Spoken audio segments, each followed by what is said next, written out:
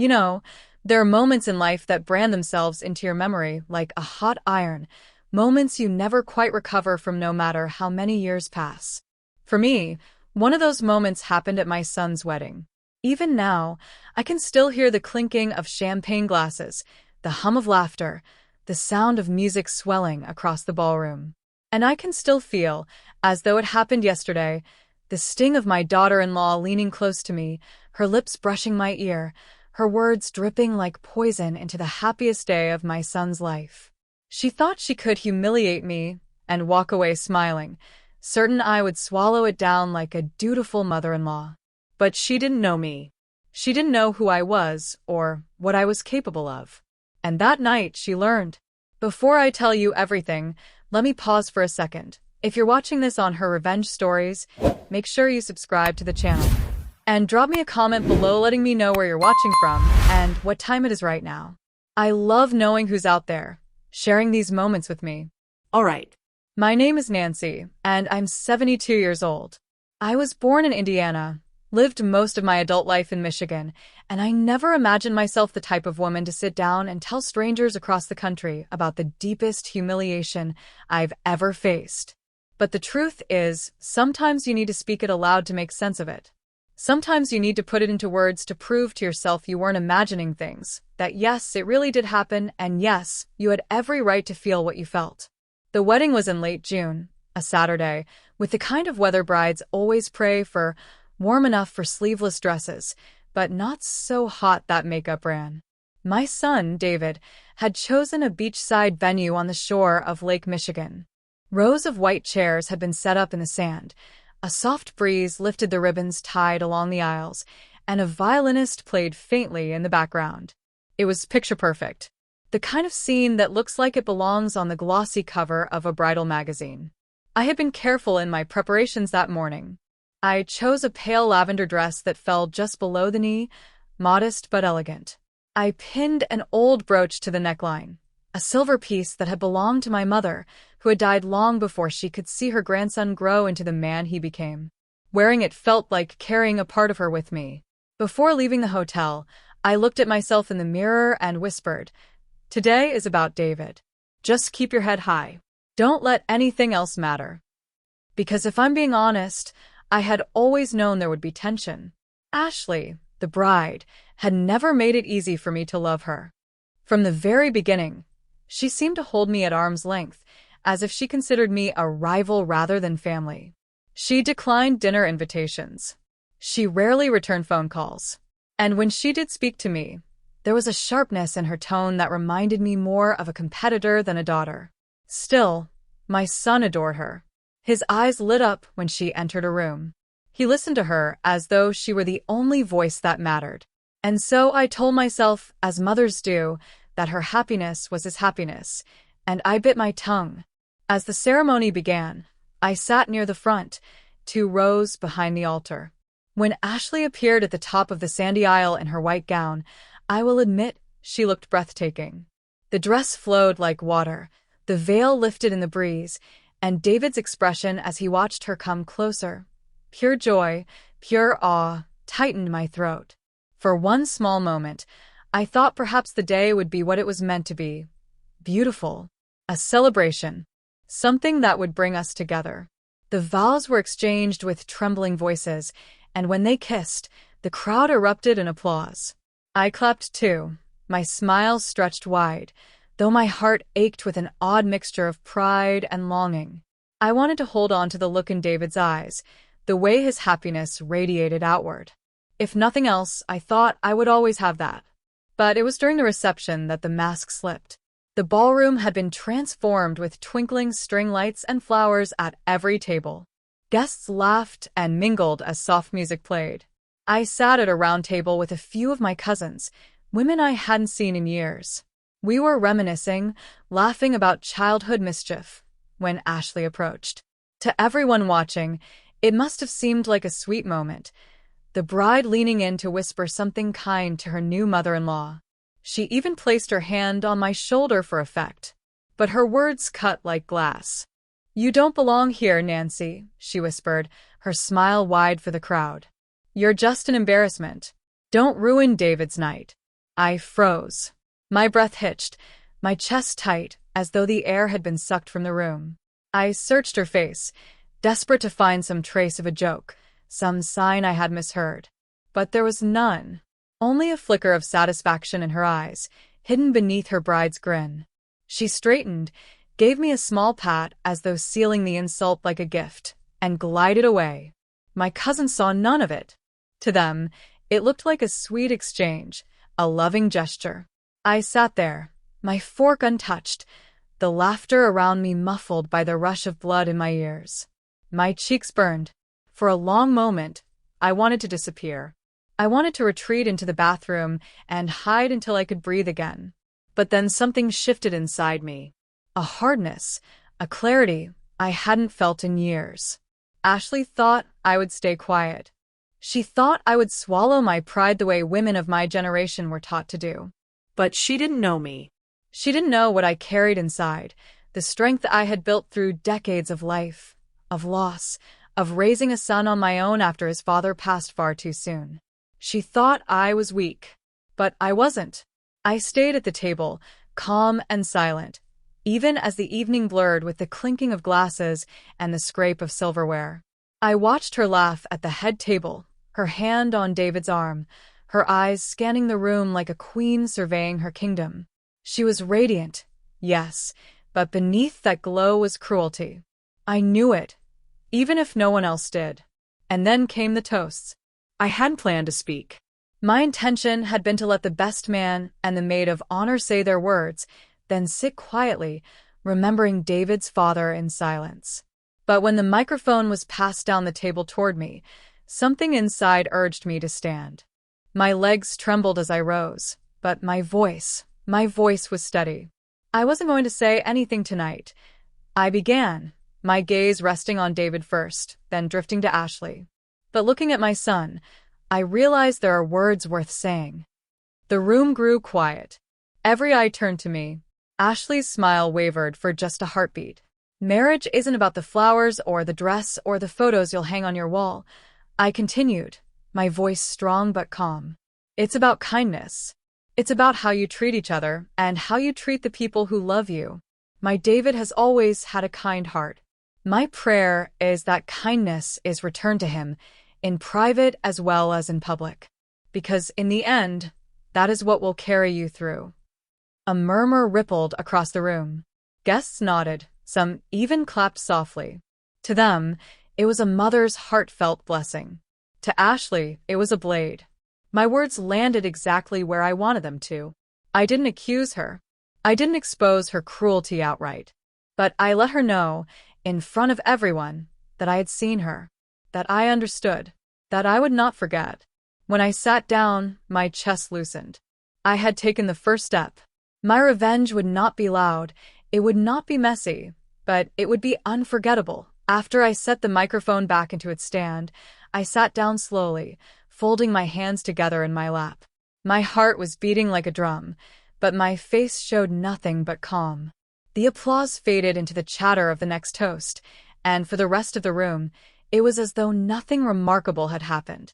But Ashley's eyes betrayed her. Every so often, I caught her glancing toward me, her smile tight, her hand squeezing David's a little too firmly, as though she were trying to ground herself. She knew what I had done, even if no one else did. And I could tell it unnerved her. That gave me strength. At 72, I no longer had the energy for screaming matches or ugly confrontations. But words, measured, pointed words, those I still possessed. And the beauty of it was that no one could accuse me of being unkind. On the surface, everything I had said was true, even gentle. But Ashley knew better. She knew the truth buried beneath my blessing. The evening carried on, the music swelling, the waiters bringing out plates of roasted chicken and mashed potatoes. Guests toasted with champagne, laughter bubbled across the room, and couples began drifting to the dance floor. My cousins chatted beside me, their voices a pleasant hum, but my attention wandered. I kept watching Ashley, the way she moved, the way she performed her role as the bride. She laughed too loudly, leaned too closely to certain guests, tossed her hair back in a way that begged for attention. And David, sweet David, trailed after her like a loyal shadow, his eyes never straying from her. I couldn't blame him. He was in love. But a mother knows things. She knows when her child is adored and when he is merely being tolerated. She knows when a smile is genuine and when it is sharpened at the edges. That night, as I watched Ashley, I knew with a certainty that made my bones ache. She didn't love him the way he loved her. She loved the performance. She loved the stage, the attention, the control. And my son, my dear son, was too blinded by devotion to see it. At one point, she drifted past my table again. She leaned down to refill her wine glass from a passing tray, her body angled toward me. For just a second, her lips curved in a smile that didn't reach her eyes. "Lovely speech," she whispered without looking at me. "Almost clever. But don't think for 1 second I don't see what you're trying to do." I didn't flinch. I lifted my glass of water, took a slow sip, and said softly enough that only she could hear, "Good. Then you know I'll never be silent again." Her hand froze around the stem of her wine glass. For just a flicker, the mask slipped. I saw the sharpness there, the fury she was trying to bury beneath her painted smile. Then she straightened, laughed at something a bridesmaid said across the room, and walked away. I felt taller in my chair. Not triumphant, no. I wasn't foolish enough to believe the battle was won. But steadier. My whole life, I had been the kind of woman who let others take the spotlight, who smiled politely and stayed in the background. But in that moment, I realized I didn't have to. I realized that kindness did not mean weakness, and that silence could sometimes be as sharp as a blade. The DJ called for all mothers and sons to take the floor. A soft tune began to play, one of those old songs from the 60s that still makes hearts swell. David came over, his face glowing, his hand reaching for mine. "Come on, Mom," he said, his voice full of that boyish warmth I had known since he was a child. I stood, my knees aching, and let him lead me out onto the floor. The light softened, and for those few minutes, it was just me and my boy. His arm wrapped around me, guiding me gently, his smile wide as he whispered, "I'm so glad you came. It wouldn't have been the same without you." My throat tightened. I wanted to tell him everything, about the words Ashley had hissed in my ear, about the years of slights and cold shoulders. But I didn't. Not then. That was his wedding night, his one night to live in the glow of new love. Instead, I smiled, squeezed his hand, and said, "I wouldn't have missed it for the world." When the song ended, he kissed my cheek and spun me softly back toward my table. For a moment, my heart ached with pride, with love so fierce it nearly broke me. Whatever Ashley was, whatever game she played, he was still my son. He would always be my son. Later, as dessert was served, Ashley made her way around the room, pausing at tables to chat with guests. She was flawless, her laugh ringing out like bells. But I noticed the small things, the way she barely touched her cake, the way her eyes flicked to me every so often, the way her smile tightened whenever our gazes met. She was rattled, and that, more than anything, gave me my revenge. I didn't need to stand up and shout. I didn't need to expose her cruelty to the world. All I had to do was remind her that I saw her, that I wouldn't be dismissed like some inconvenient relic of the past. My presence was enough.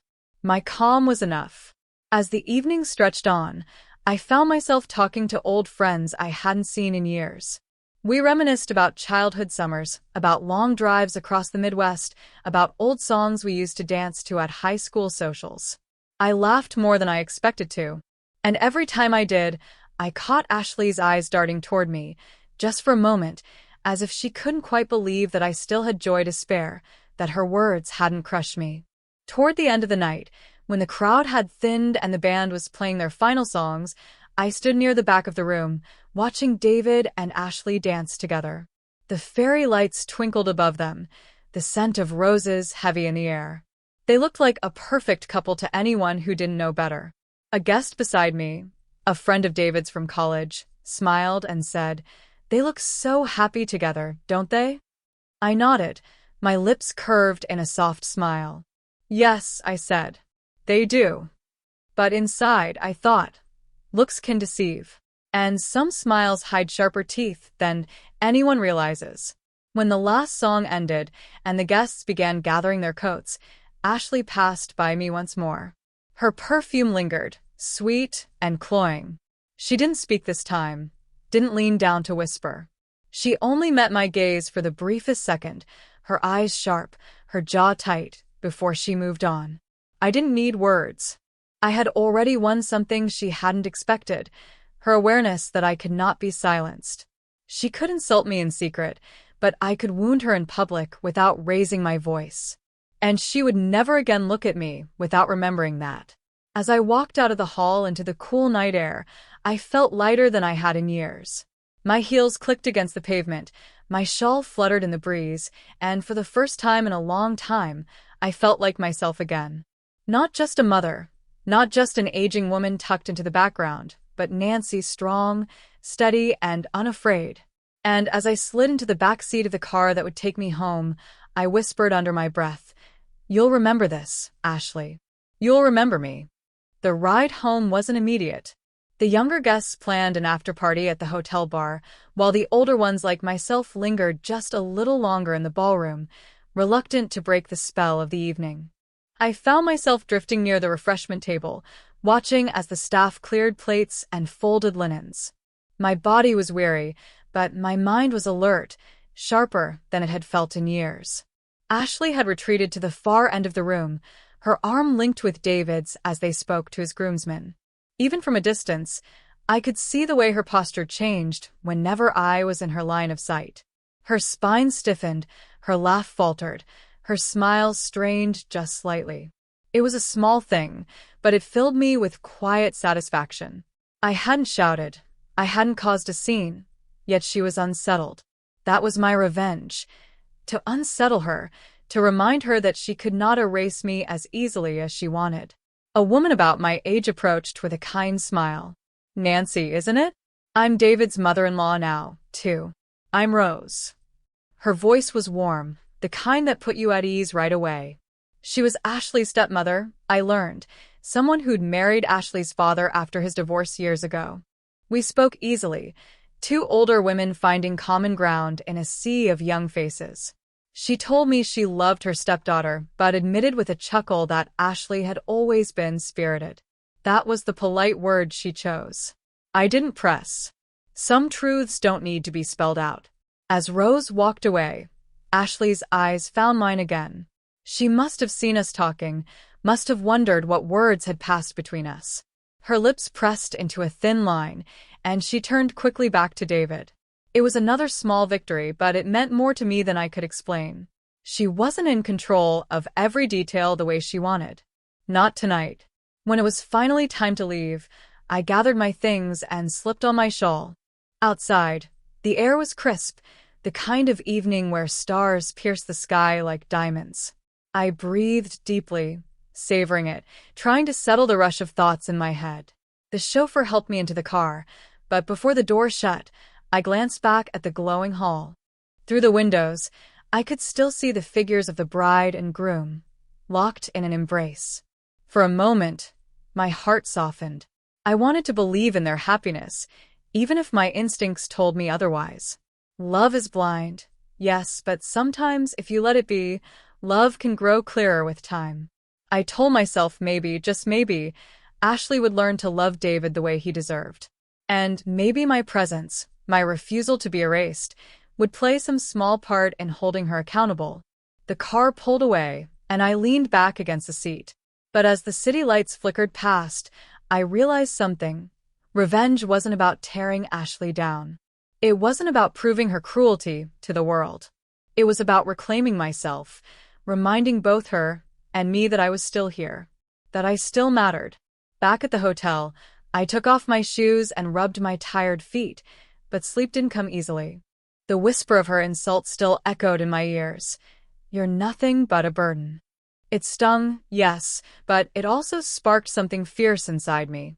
I had spent too many years shrinking myself to avoid conflict, smiling when I wanted to scream, staying quiet when I should have spoken.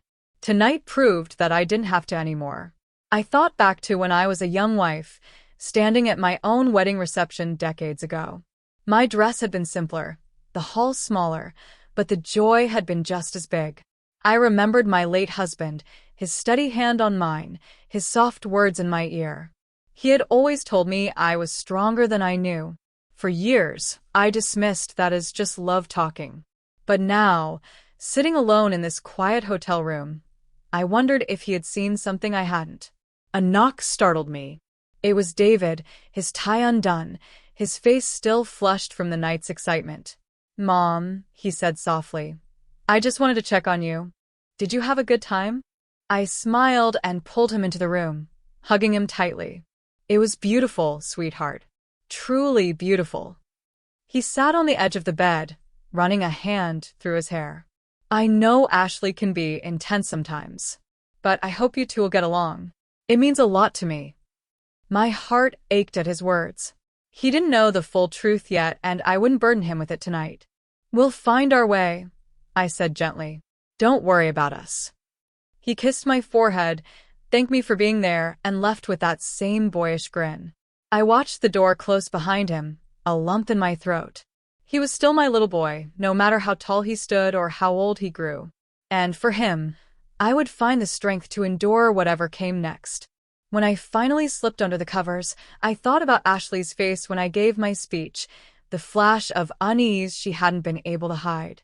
That was the image I carried into sleep, the reminder that I had planted something in her. Doubt. Awareness. A reminder that I wasn't as weak as she thought. And that, to me, was enough for one night. Morning came, but the wedding day was still far from over. Guests gathered for brunch in the hotel's banquet room, a final farewell before everyone traveled home. I dressed carefully, choosing a soft blue dress and a string of pearls that had once belonged to my mother. When I entered the room, conversations hushed for just a moment before resuming, the air thick with the smell of coffee and pancakes. Ashley was already there, her hair neatly pulled back, her smile as practiced as ever. But when our eyes met across the room, I saw it again. That flicker of uncertainty. It was faint, but it was there. David waved me over to sit with them. I did, sliding into the chair beside him. Ashley greeted me politely enough, but her tone was tight, her posture rigid. Throughout the meal, I asked guests about their travels, their families, their plans for the year ahead. I laughed at jokes, shared old memories, and made sure my voice carried just enough for Ashley to hear the warmth in it. I wasn't pretending. I was genuinely enjoying myself. But I also knew it mattered that she saw me happy, unbroken, refusing to play the part of the invisible old mother-in-law in the corner. That was my quiet revenge, being fully present, fully alive, when she had wanted me to feel small. At one point, a friend of David's leaned across the table and said, "Your mom's wonderful, Ashley. You're lucky to have her in the family." Ashley smiled, but her jaw tightened. "Yes," she said smoothly. "We are." David squeezed my hand under the table, and I knew he meant it. That was all I needed. As brunch wound down, and people began hugging goodbye, Ashley pulled me aside. Her voice was low, her smile fixed in place. "You think you're clever, don't you?" she hissed. "Making everyone love you. But don't forget you're old. And old people get left behind eventually." For a moment, I felt the sting of her cruelty. But then I straightened my shoulders, met her gaze squarely, and said, "You'd be surprised how unforgettable old women can be." She blinked, just once, and I walked away. The rest of the day blurred into goodbyes, suitcases wheeled across lobby floors, hugs exchanged in parking lots. By the time I climbed into the cab that would take me to the train station, the sun was setting, painting the sky in shades of orange and gold. I looked out the window as the city rolled past, and I thought again of my husband's words, all those years ago. "You're stronger than you know." I smiled softly. Tonight had proven it. Ashley could whisper all the insults she wanted, but she would never erase me. Not from my son's life. Not from my family story. Not for myself. And as the cab turned onto the highway, I whispered again, so softly only I could hear, "Remember me, Ashley. You always will." The cab dropped me off at the train station, but I didn't step inside right away. I lingered on the sidewalk, my hand resting on the handle of my small suitcase, letting the hum of the evening wash over me. Commuters hurried past, some with phones pressed to their ears, others dragging children along by the hand. I felt invisible among them, but in a strangely comforting way. After the noise and spectacle of the wedding, the ordinariness of the crowd felt grounding. I found a bench near the entrance and sat, folding my hands in my lap. My shawl slipped a little from my shoulders, and I tugged it tighter. Across the street, neon lights flickered on, a diner sign buzzing faintly. It looked like the sort of place where time slowed down, where the clatter of dishes and the smell of fried food filled the air. Something about it called to me, and before I knew it, I was wheeling my suitcase across the street. Inside, the diner was warm, the booths cracked with age, the counter lined with pie domes. A waitress with tired eyes and a kind smile led me to a booth near the window. I ordered coffee and apple pie, the comfort food of 1,000 late nights in my past. As I sat there, sipping the steaming cup, I let myself finally breathe. The wedding had been beautiful, yes, but exhausting. The undercurrent of tension with Ashley had tugged at me all night. Now, in the quiet of this diner, I could reflect without interruption. My speech, her whispers, David's hand in mine during the dance, it all played back in my mind like a film reel. And then I thought of Ashley's last words at brunch. Old people get left behind eventually. I stared at the steam rising from my coffee. Maybe she believed that. Maybe she thought my years made me disposable, a relic fading into irrelevance. But she was wrong. The older we get, the more we carry memories, wisdom, scars. We are the keepers of family history, the roots that hold the tree steady. Without us, the younger branches wouldn't even know which way to grow. I pressed my palm to the table, feeling the grooves in the wood. No, I would not be left behind. And if Ashley wanted to believe otherwise, she would learn differently in time. That was my revenge. Not bitterness, but endurance. Outlasting her doubts, her insults, her attempts to make me small. The waitress returned with the pie, the crust golden, the filling sweet. I thanked her and ate slowly, savoring each bite. Around me, life carried on. Truck drivers chatting at the counter, a young couple holding hands across a booth, a man reading a newspaper alone. I felt strangely at peace among them. When I finished, I paid the bill and returned to the station. The train ride home was quiet, the rhythmic clatter of the wheels soothing. I watched the darkened landscape rush past the window, the occasional flicker of a farmhouse or street lamp. My thoughts drifted back through the years. Holidays with David as a boy, laughter echoing through our small house, his hand clutching mine on the first day of kindergarten. Those memories were mine, untouched by Ashley, untouchable by anyone. They were proof that I mattered, that my place in his life was carved deep and permanent. By the time the train pulled into my town, night had fully settled. I gathered my things and stepped onto the platform, the cool air brushing against my cheeks. My neighbor, Harold, happened to be there, waiting for his granddaughter. He waved, his lined face breaking into a grin. "Nancy, you're back. How was the wedding?" I smiled, adjusting the strap of my bag. "Beautiful," I said simply. He nodded, satisfied, and I knew that was enough. No need for the details, not yet.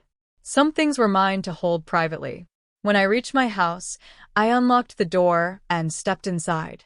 The familiar scent of lavender greeted me, the faint ticking of the old clock in the hallway. I set my suitcase down and stood there a moment, letting the quiet wrap around me like a blanket. Home. It felt good to be home. I made myself a cup of tea, changed into my soft nightgown, and sat in my favorite chair by the window. Outside, the moon was bright, casting a silvery glow across the yard. I thought about the day, the insult, the speech, the dance, the whispered threats. It had all happened in a single day, yet it felt like a lifetime had passed. I closed my eyes and pictured Ashley's face again, that look of unease when she realized I wasn't broken. That memory alone steadied me. It reminded me that revenge doesn't always need fire or fury. Sometimes, it's as simple as standing tall when someone expects you to crumble. I took a sip of tea, the warmth spreading through me. "You'll remember me," I whispered again, the words soft but firm. And I knew she would. The night stretched on, quiet and still. I thought of calling David just to tell him I loved him, but I stopped myself. He deserved to have this night without interference, wrapped in the glow of his new marriage. There would be time enough for conversations later. For now, it was enough to know that he had seen me, that he had held me close and told me how glad he was I'd come. That was my treasure from the day, more valuable than anything else.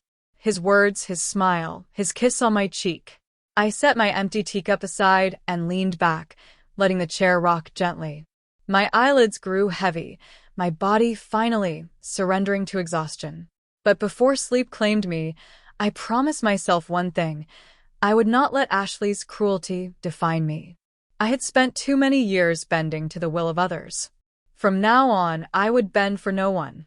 The day had tested me, but I had come out stronger. That was the true revenge. Not anger, not bitterness, but strength. Strength she hadn't expected. Strength she would never forget. And with that thought, I drifted into sleep. The moonlight still shining softly through the window that I woke once in the middle of the night, not to any sound, but to the silence itself. The house felt unusually still, as if it too were holding its breath. I sat there in my chair, the moonlight casting pale shapes across the carpet, and I realized my mind was wide awake even though my body longed for rest. Weddings have a way of doing that, stirring up old memories, pulling ghosts out of corners you thought you'd swept clean years ago. I rose slowly, my knees creaking, and padded barefoot into the kitchen. I poured myself another glass of water, then carried it back to the table where family photographs lined the walls. David's face looked back at me from dozens of frames, his first day of school, his high school graduation, that crooked grin of his in every snapshot. In so many of them, his father stood beside him, tall and steady. My late husband had been his anchor. And now, somehow, I had become both anchor and witness. I traced one of the frames with my finger, remembering a day at the beach when David was 10. He'd built a lopsided sandcastle, beaming with pride even as the waves ate away at its edges. "It doesn't matter if it falls down," he had told me, grinning. "I'll just build another."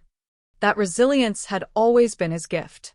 I prayed Ashley would not steal it from him with her sharpness, her need for control. The thought of her whisper still echoed in my mind. "You're nothing but a burden." For a moment, I let myself feel it fully, the sting, the unfairness, the cruelty of it. And then I let it pass. Because that was the heart of my revenge, not letting her words take root, not letting her poisons seep into the soil of my soul. I sat at the kitchen table and pulled out a small notebook, the one I often used to jot down thoughts before bed. My pen moved slowly, but the words came steady. I wrote about the wedding, about my speech, about the way Ashley's eyes had flickered with unease. I wrote about dancing with David, about how his smile still carried that same boyish joy I had known for decades. And I wrote about the promise I had made myself to never shrink again, no matter who tried to push me aside. By the time I set the pen down, the clock read nearly 3 in the morning. The house was still quiet, but I no longer felt restless. Instead, I felt calm. Writing had always been my way of sorting through chaos, of pulling order out of tangled threads. Tonight, it reminded me that I wasn't powerless. I carried the notebook back to the bedroom, slid it into the drawer beside my bed, and finally lay down. Sleep came easier this time, carrying me through the rest of the night. When morning light filtered in, soft and golden, I rose slowly, stretching stiff limbs. The wedding day itself had ended, but the feelings from it still lived in me as if no time had passed. The insult, the speeches, the dance, they all belonged to the same long, unbroken day in my memory. I brewed coffee and stepped outside onto the porch, watching as the world around me stirred awake. A few neighbors walked their dogs, the sound of birds filled the air, and a breeze rustled through the trees. It was an ordinary morning, Yet it felt extraordinary to me, because I had walked through fire yesterday and emerged stronger. I thought about calling Rose, the stepmother who had spoken kindly to me at the reception. There was a quiet strength in her eyes, the kind that comes from years of weathering storms. I suspected she understood more about Ashley than she had said aloud. Maybe in time we would talk more. Maybe she would become an unexpected ally. But not yet. For now, I needed to hold this victory close, like a candle flame sheltered against the wind. I sat there with my coffee, rocking gently in the porch chair, and I thought about how revenge doesn't always look like people expect. It isn't always slamming doors or shouting in public. Sometimes, it's choosing to live well despite someone else's cruelty. Sometimes it's refusing to fade, refusing to become invisible. Ashley wanted me to feel small, to disappear quietly into the shadows of her perfect picture. But I hadn't. I had stood tall in front of that crowd, had spoken words she could not erase, had shown her that I would not be silenced. That was my revenge, not a dramatic explosion, but a steady flame. I let the warmth of the coffee fill me, the sun on my face reminding me that life moves forward no matter what. And in that moment I felt proud. Proud not just of what I had done at the wedding, but of who I had become. At 72, I had found my voice again. Later in the day, I would unpack, water the plants, maybe call an old friend. Life would slip back into its ordinary rhythm. But I knew that somewhere, in the glow of her new life, Ashley would remember my words, my presence, my calm. And that memory would sit with her like a stone in her shoe, a reminder she could never quite shake. I smiled softly to myself, finishing the last sip of coffee. Yes, she would remember me. And that was enough that I stayed on the porch longer than I'd meant to, watching as the morning brightened into day. The hum of life around me grew louder, children laughing somewhere down the street, a lawnmower sputtering awake, the low thrum of traffic in the distance. All of it ordinary, and yet all of it felt sharpened after the wedding. I had come through the kind of trial that leaves your senses heightened, as if the world itself were reminding you, you are still here. I thought again about Ashley, not with bitterness, surprisingly, but with a kind of clarity. She had wanted to wound me with her whisper, to reduce me to something small and forgettable. But instead, she had given me a gift.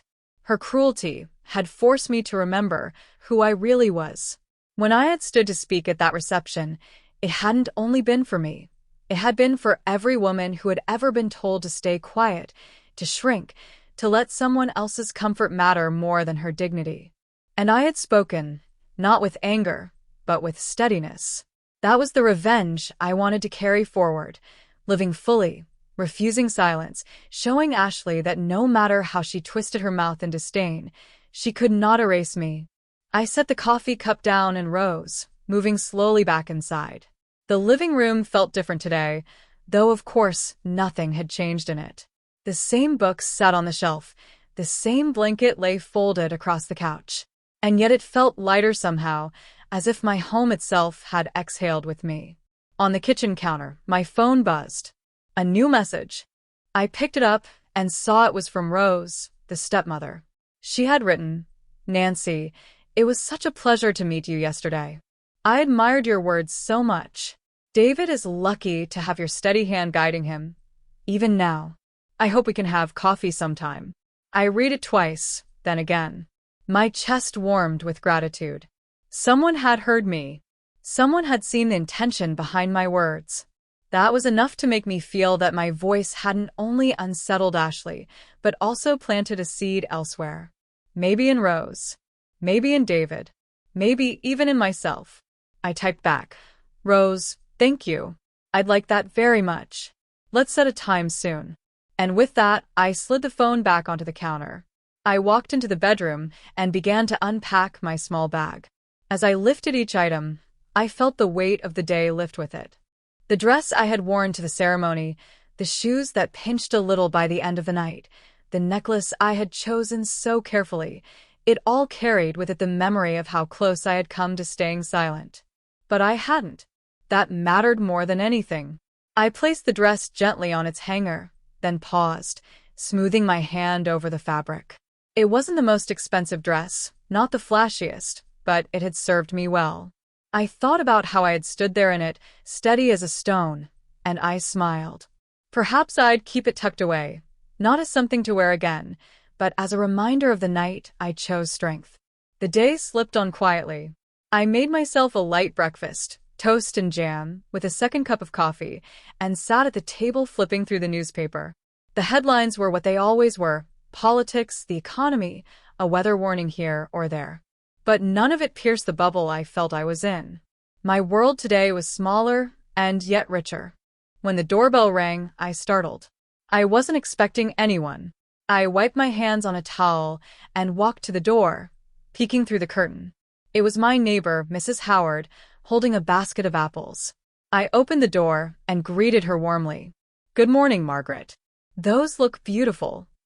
"They're from my tree," she said with a smile. "Had more than I could handle this year, so I thought you might like a few." I thanked her, and we chatted for a moment about the weather, about her grandchildren, about nothing in particular.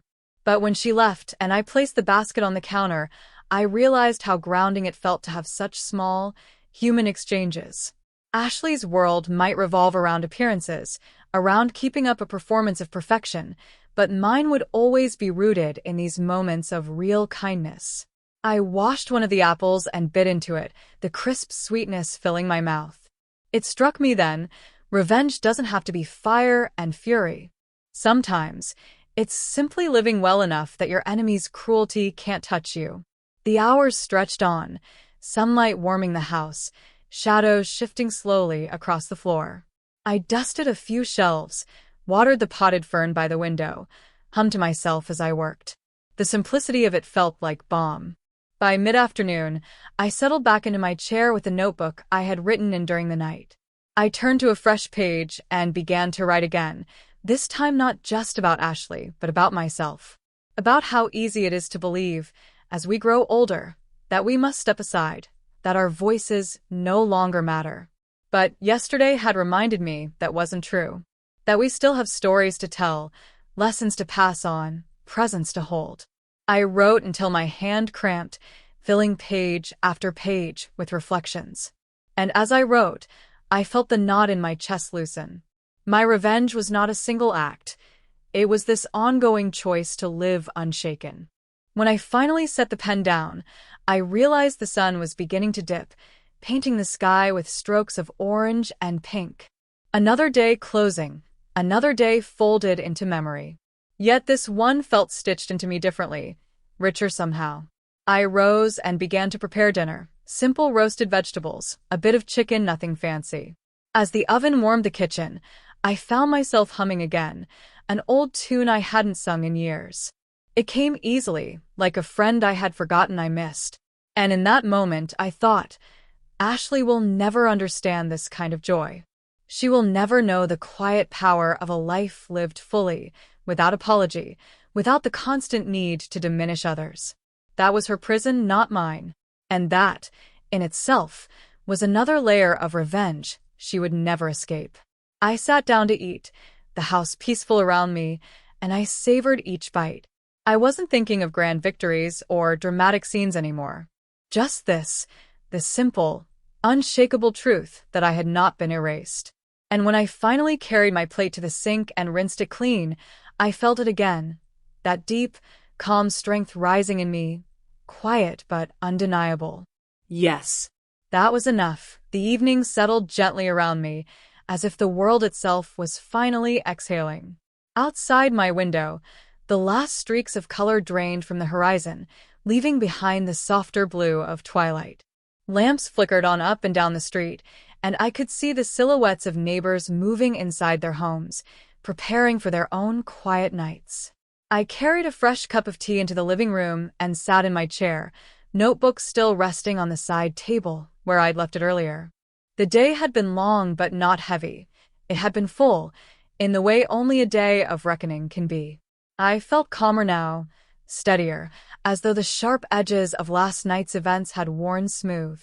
I took a slow sip of the tea, letting its warmth fill me, and thought again of Ashley. I tried to picture her face in that moment after I spoke, how she had forced a smile, how her eyes had darted around the room, searching for someone to laugh with her. But no one had. They had heard me. They had heard the truth behind my words, even if it was buried beneath courtesy. That silence afterward had been my victory. It would be easy to dwell in bitterness, to let resentment fester. But I knew what that would do. I had seen it in others. Women who let wounds harden into lifelong grudges, who carried anger like a stone in their chest. I didn't want that.